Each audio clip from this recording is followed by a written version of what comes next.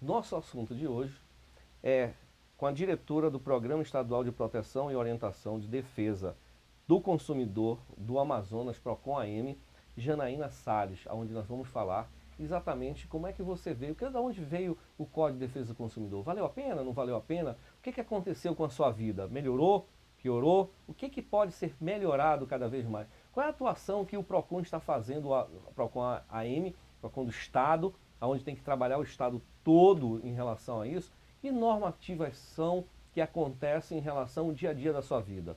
Isso tudo nós vamos perguntar, nós vamos bater um papo, você vai entender muito mais, até mesmo você poder fazer sua cidadania brigando, lutando, consultando aquilo que você pensa do seu dia a dia dentro de uma loja, dentro de um serviço, ou na sua atuação do seu dia a dia de trabalho. Tudo bem, Janaína? Como vai, Ralph? Tudo bem aí aos telespectadores? É um prazer estar aqui com o PROCON para que a gente possa realmente tirar dúvidas ou até, de novo, voltar a colocar na cabeça de todos, falando do PROCON, o trabalho que está sendo feito em relação a isso. Eu sei que você trouxe também um Código de Defesa do Consumidor, para que a gente possa discutir um pouco. Janaína, do PROCON em relação desde a implantação do primeiro código para o PROCON até hoje, o que aconteceu dentro disso, dentro dessas mudanças ou dentro dessas legislações para a defesa do consumidor? O Código de Defesa do Consumidor, ele está em vigência, né, desde março de 1997. Então, ele foi um marco, né, no que diz respeito aí a relação consumerista. Porque antes disso, que direitos tinha o consumidor de reclamar Sem dúvida. o produto adquirido ou o serviço prestado, seja o produto um bem durável ou não? Hoje em dia, o consumidor tem os seus direitos pelo Código de Defesa do Consumidor e também pelas legislações correlatas, né? Porque essa é uma legislação, uma competência concorrente. Então, além do Código de Defesa do Consumidor, existem as legislações municipais, né, editadas pelas câmaras municipais, e as legislações estaduais editadas pelas câmaras legislativas, as assembleias legislativas, né, que regulam aí a legislação do estado, enfim, ou do município em determinadas questões. Agora eu vou lhe perguntar, até tirar dúvida do consumidor ou do lojista. Eu não entendi muito também de sair o PROCON municipal. Por que chegou a ter isso? Porque tem alguma diferença? Qual a diferença que teria do PROCON municipal para o PROCON estadual? Na realidade, a competência de ambos é a mesma, né? Ambos podem fiscalizar, tanto com base no Código de Defesa do Consumidor, como as legislações correlatas. Ocorre que algumas legislações que são editadas pelo Poder Municipal, pelos vereadores, quando eles discorrem na legislação, eles dão a competência exclusiva da fiscalização daquela lei ao PROCON municipal.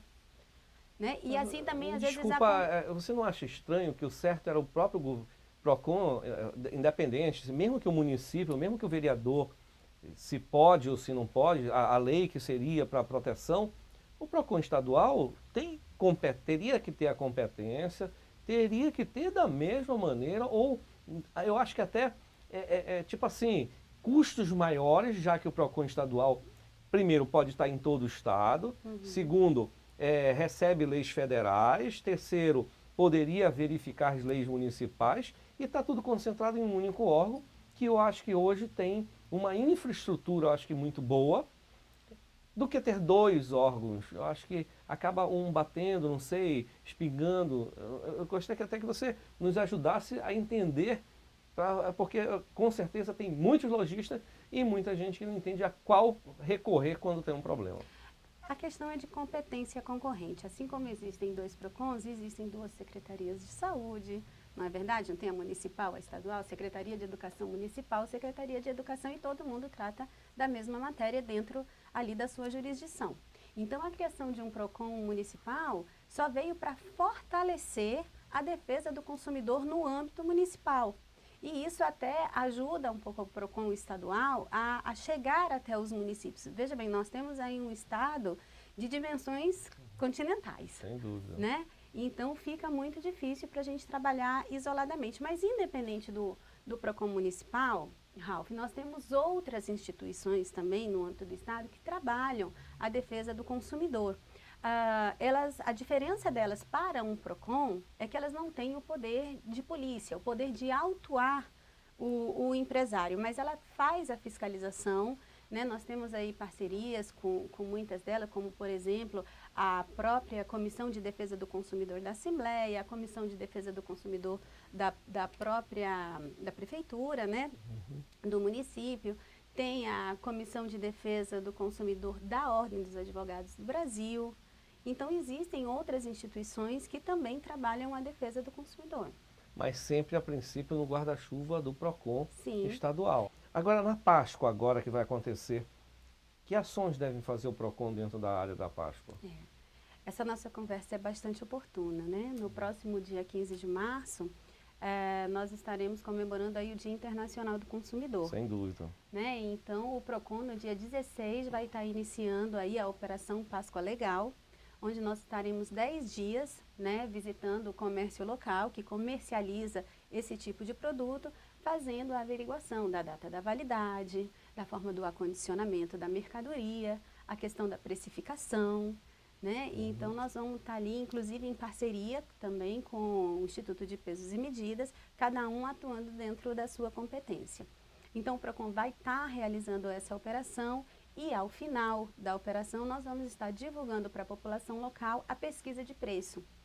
Né? A pesquisa de preço vai ser eleita as principais redes de supermercados e nós vamos estar aí informando o consumidor os melhores preços praticados no mercado, a diferenciação de preço, a fim de orientar o consumidor, né, a procurar, a pesquisar. Porque, veja bem, a nossa pesquisa, lamentavelmente, ela não atinge toda a capital. Né? Mas a gente seleciona ali os primeiros e a gente aponta a diferença de preço, né? E ele acaba tendo uma melhor opção de onde comprar ali o seu produto. E hoje, qual é o maior volume, ou de que área está vindo as reclamações dentro do PROCON estadual? As reclamações do PROCON estadual, o carro-chefe delas são os serviços públicos, né? Água, luz, seguido pela telefonia e pelos serviços bancários. O que eu não consigo entender, já de muito tempo isso vem acontecendo, que eles não consigam tentar diminuir ou tentar amenizar o impacto à população, né? Porque o que a gente verifica, principalmente da telefonia, e pelo que eu vejo, telefonia móvel, eu vi a Assembleia lutar, brigar, audiências públicas, a gente ouviu cada absurdo lá dentro, e o resultado? Ralf, as empresas de telefonia, elas tiveram um boom no Brasil, né? Hoje em dia nós temos mais telefones celulares do que população. Não é verdade? Isso já vem. Então, essa gestão, eu acredito que ela é muito complicada. Mas independente da gestão, nós temos uma legislação e ela tem que ser respeitada. Paralelo a essa legislação, as legislações correlatas vêm sendo estudadas, né, diante aí do quadro econômico, dos sinistros que vêm ocorrendo. E agora, por exemplo, está entrando em vigência parte do regulamento geral, né, do consumidor de telecomunicações. Então, esse regulamento, ele veio para beneficiar também o consumidor. E ele tem, assim, algumas datas que são previstas para que as empresas passem a cumprir determinadas orientações. Agora, quantas autuações se transformam na área jurídica? Vai para uma briga realmente judicial? Tem um índice muito alto? Olha, é bastante interessante, né? Para eu responder a tua pergunta, nós vamos fazer aqui um breve histórico do PROCON. O PROCON, ele tem 3 momentos de se resolver um conflito, né? Certo. Então, o consumidor, quando ele adentra o PROCON, ele recebe o atendimento preliminar. Dependendo do problema e da empresa que é a reclamação dele, as grandes telecomunicações, os grandes bancos, né? As grandes empresas, enfim, tem o 0800 PROCON. Né? É um número exclusivo para ser ligado pelo PROCON. Então, a gente vê aquela demanda do consumidor, às vezes ele vem com uma expectativa tão baixa, poxa, eu vou lá reclamar, será que vai ter resolutividade? E muitas vezes a gente consegue resolver pelo telefone. Pelo telefone, ele sai do PROCON já com o problema dele resolvido. Este é o primeiro momento.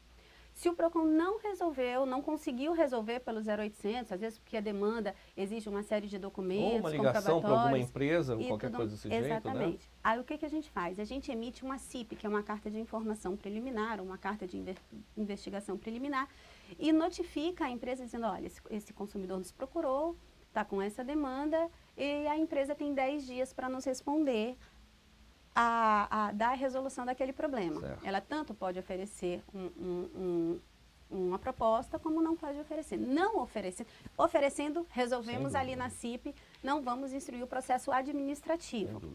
Né? Então, mas não resolveu. Não resolveu? Sem problema nenhum. Nós vamos instruir o processo administrativo e aí vai ter um terceiro momento onde as empresas serão notificadas, convidadas a comparecer ao PROCON, para a gente ter audiência de conciliação, vamos ouvir as partes, né? Será oferecido todo o devido processo legal, até a gente entrar num acordo ou não acordo. Então, é um terceiro momento de resolutividade. Os acordos feitos no âmbito do PROCON, eles são arquivados, né? E fica aguardando o cumprimento. Caso a empresa não cumpra, aí a gente desarquiva, o consumidor comparece ao PROCON, nós desarquivamos esse processo e encaminhamos para o Poder Judiciário. Lembrando que os acordos feitos no âmbito do PROCON é título executivo. Né? Então, o consumidor não vai passar por todo aquele processo novamente de conciliação e tudo mais, é título executivo. Então, nesses 3 momentos de resolver o conflito, o PROCON Amazonas hoje está com um índice de 70% de resolutividade. Muito bom. Muito bom. Parabéns. Né? E a nossa demanda é muito grande. Olha, eu queria parabenizar que realmente quanto mais a gente conseguir resolver, todos ganham, né? Exatamente. Todos ganham. Ganha o empresário, ganha o consumidor, ganha a sociedade. Sem dúvida nenhuma. Mas, Janaína, suas considerações finais. Eu tenho a agradecer, o governo do estado do Amazonas agradece o convite através do PROCON. Conto com o apoio de toda a comunidade no sentido de fiscalizar o comércio local. Né? O consumidor, ele é o primeiro fiscal do PROCON. Né? Então, ele fiscaliza, o PROCON está atendendo na Avenida André Araújo, número 1500, no bairro do Aleixo. Atendemos também através do 0800 092 1512. E nós podemos completar aqui uma excelente estrutura, hein? Vale a pena, se de repente tiver alguma coisa, até o PROCON. Mas você ouviu o que é realmente, e cidadania é isso. É poder dizer que não está satisfeito de alguma situação, poder ir buscar o órgão como o PROCON, e que a CDL vai fazer o possível que ela consiga chegar a 85%, se possível 90%. Porém, o que mais chamou a atenção é saber que as empresas de telecomunicações, as empresas de cabo que você contrata achando que é o máximo e depois tem problema, vai ter várias resoluções trabalhando em cima desde a internet, desde a telefonia. Isso é muito bom a todos, e essas companhias já deveriam ter entendido isso. Ganharam, venderam, fizeram, cresceram, mas não deram o suficiente apoio àquele consumidor que é da onde ela sobrevive todos os dias. E isso aí é de uma importância muito grande, a gente está ouvindo aqui a nível nacional. Então você, do Brasil inteiro que está nos assistindo, tem um ganho sem dúvida nenhuma com o seu PROCON. Se não tem um PROCON na sua cidade, brigue, lute, diga que tem que ter um PROCON também. Com certeza, em alguns momentos é ruim ao lojista, mas depois ele entende. Depois ele entra junto, depois ele está realmente trazendo um novo cliente ou mantendo aquele cliente que tem os seus direitos também. Eu agradeço a todos, agradeço aqui a Janaína Salles, diretora do Programa Estadual de Proteção e Orientação de Defesa do Consumidor do Amazonas, que veio nos mostrar aqui muito. Eu já vou deixar aqui o convite para vir outras vezes, porque ainda tinha muito assunto, mas foi tão rápido, foi tão bom ouvir e com certeza você aprendeu um pouco mais de cidadania. Muito obrigado a todos.